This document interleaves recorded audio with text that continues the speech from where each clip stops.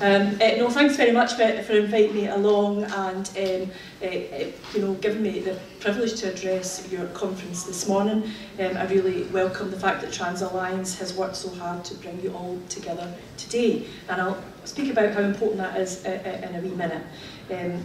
It is vital when seeking to drive forward change that you take the time to come together, share your experience, both positive and negative, and perspective, and make time to provide each other with the support and encouragement that is so important in the field of activism, because we all do need to look after each other. As the Scottish Government Minister for Older People and Equalities, I am working day in, day out to ensure that we embed human rights across the whole of Scotland, and that includes equalities in the sense of our trans community. But I simply couldn't do that work in government without the amazing work of activists just like yourself, who in many cases have been fighting for years, some for decades, for change, and I really appreciate the work that you do in order to drive along that change. Your passion, your commitment inspires me to do more, and I hope that you can take heart from the fact that Scotland is one of Europe's most progressive beacons of LGBTI equality and human rights, although we recognise we still have work to do. However, in coming here today, I have been reflecting on the changes in getting us to this point. I was thinking about this last night, and the fact that we have so much further to go. A short time ago, trans rights were not even recognised at all, so we have made steps forward. And today it is clearly stated that equality legislation that people should not be discriminated against on the basis of their gender identity. We know that now today, and trans people can seek recognition of their gender identity through a legal process. And we all know that prejudice and discrimination remains rife against trans people. A significant number of people continue to believe that holding prejudicial attitudes towards trans people is acceptable. I don't. I know you don't, and I know many other people don't either. But for too many trans people, their day-to-day lived experience involves discrimination, hostility, and sometimes even violence. This is not acceptable. It has to stop, and things do need to change. And this is one of the reasons why this Scottish Government is so committed to advancing LGBTI equality. I wanted to touch on a wee bit on the current debate around gender recognition. I fully appreciate that this is a very, very sensitive subject for individuals, and you will all have different views on this, and many others have different views too. However, I want to be absolutely clear with you today. Improving equality and human rights for trans people is not actually a big radical step, and indeed improving rights for trans people does not stop us from pursuing other equality objectives too. They go hand in hand. So our commitment to trans equality is absolutely firm. Please be in no doubt of that. But I am very conscious of the impact that this current debate is having on many of you here and across Scotland. However resilient you may be, I am sure that when you read some of the coverage or some of the horrifying tweets, your heart sinks and you feel isolated and alone. This is part of the reason why today's conference is so important in enabling you all to come together, draw strength, emerge reinvigorated, and let me be clear, you have an ally in me and the Scottish Government when you do this today, tomorrow, next week, next month, next year. We are very, very committed in the Scottish Government to reforming the process of seeking gender recognition, and we want to ensure that trans people can enjoy access to a gender recognition process that is in line with international best practice. It's very important to us. So we consulted on potential reforms, as you know, including the introduction of self-declaration process, similar to that already used in other countries such as the Republic of Ireland and Denmark. And I know in many of your consultation responses you highlighted these areas as a good practice. But I also want to talk a bit about education, because this is not just about the journey of maybe adults, but the journey of young people and how we can make that a much more positive experience, and about the Scottish Government's commitment to making our schools more LGBTI inclusive. So on Thursday, an incredibly proud, if not maybe a bit tearful me, got to sit next to our Deputy First Minister when he made a statement to Parliament where he committed to accepting a world-leading set of recommendations to improve the educational experience of LGBTI young people. And as many of you will know, the passionate and powerful campaigning of Jordan Daly and Liam Stevenson of the Time for Inclusive Education group led to the formation of an expert group to look carefully at the issue of LGBTI inclusion in education. And that's what I want to highlight a wee bit about activism. Jordan and Liam came to me a couple of years ago to say, you know, we need to do this. How do we change things? How do we get the government to change things? And I says, well, one way we can get the current government to change things if we attempt to change our party policy. And the Young Scots for Independence groups in my particular party had a motion to conference that highlighted and supported the Thai campaign. And I thought we could add a wee extra bit to it. So I lodged an amendment that created the working group as party policy, which meant the government then had no real option other than to take forward that working group. The result of that working group was that amazing statement that we had on Thursday. But that wasn't the end of the process, it was only the beginning, and we now have work to do to realise all of that. And if you look at some of the social media, when you're being bombarded with negative social media right now, look at some of the social media around about this, the positive ones, because there's still some of the scary stuff in there. And what really struck me was a tweet that I seen last night, which made me really smile. The Scottish Government put out a tweet, a rainbow tweet, talking about their statement, and that was then tweeted by Billie Jean King.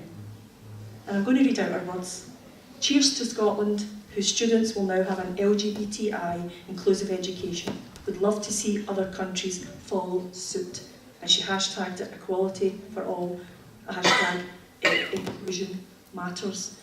And I felt that that was a really important tweet for you to know if you haven't already seen it, because the world is looking on now, where we are taking steps towards that equality that we need to see, that we all want to be in a country that thinks like that. But when you have international icons recognising that and suggesting that Scotland could be that lead for the rest of the world, that makes us all feel incredibly proud of the activism that we have all taken part in to realise that. And that's what really drives me forward every single day. As we know, the Scottish Trans Alliance, in the form of James, however ill he is today, I hope you're feeling better soon, was a key member in that group and instrumental in ensuring that trans issues were reflected in all of the work of the working group. We want and need the advice of James as a foundation to improve the educational experience of young people, especially trans young people, in that process. And I'm really delighted that in the year of the young people, I still try to count myself as a young person, but I might be really hedging my bets on that one these days. In the year of young people, delighted that the First Minister has presented to thousands of children and young people across the country a strong and powerful message of inclusivity, tolerance, respect and equality.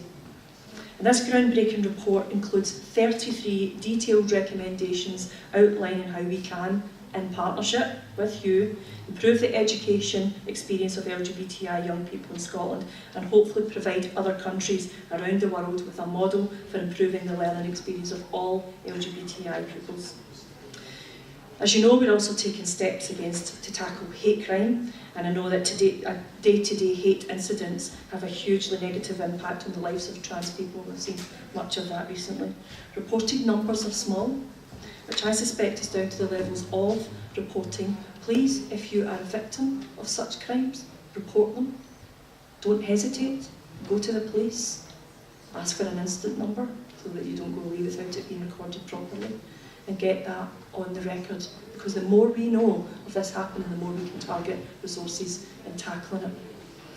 So we're working really, really hard to raise awareness, and you will not have missed the Letters from Scotland posters, again heralded around the world, maybe not by some, but the majority of the feedback I've seen about the posters was absolutely superb.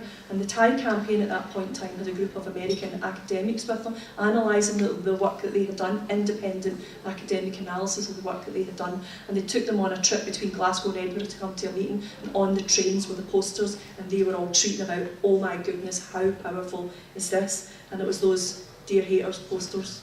And there was a specific one on trans hate. I'm very, very proud that this is unacceptable in modern day Scotland. But we're also very committed to reforming the law in this area, and as you would know, Lord Bracadale made a number of recommendations to ministers on this. We will be consulting on how to take forward his recommendations, which include updating language on gender identity. So when that consultation goes live, please add your comments. It will inform the work that we do and ensure that the decisions that we make are much more informed by your lived experience. And but I do know that there remains much more to be done to ensure trans people in Scotland enjoy equality in life as well as equality in law. Both things are equally important. That is why we continue to support and work closely with the Scottish Trans Alliance as they take forward their important work to effect change, to influence policy and to improve services. And I met with James just the other day to talk about some of these issues, and I know that they're working very closely with my boss and colleague Shirley-Ann Somerville. Our partnerships with a range of other LGBT organisations like the Equality Network, Stonewall Scotland, LGBT Youth Scotland, LGBT Health and Wellbeing are absolutely vital in informing our approach to make real change, the change that you want to see, and that's why we need your lived experience to inform that process. The Scottish Government will continue to be at the forefront of demonstrating strong leadership on this, from the First Minister right through all of the ministers.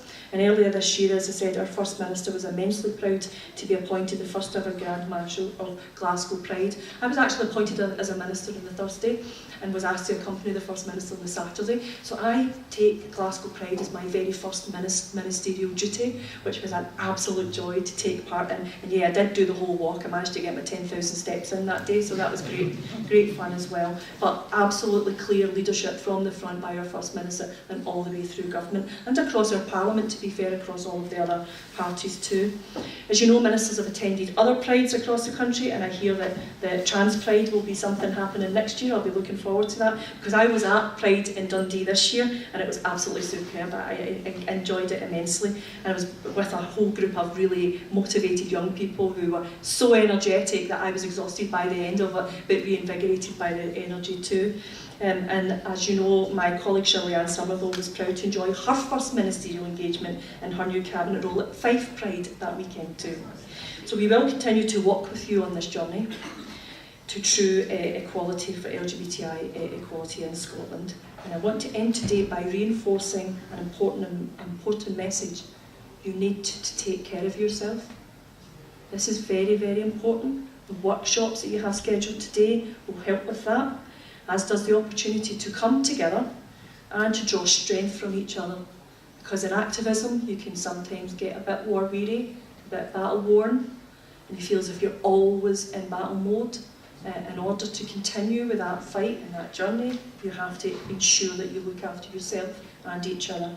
I really hope you have a wonderful day. I hope it gives you that opportunity to be reinvigorated, to be re-motivated, to move forward towards a future when every trans person in Scotland really enjoys true equality. And I hope that you can just draw on each other's strength, because you all have it, although you're maybe feeling a bit tired and a bit worn, but you all have that inner strength that has allowed you to take the steps forward that you have taken, not just in your own lives, but in your activism lives and the work that you need to do to move equality agendas forward. You can always be assured that I will be with you, and our Scottish Government will be with you, and I'm really delighted to be speaking at your conference this morning. Enjoy your day and have some fun, because that's incredibly important too. Thank you.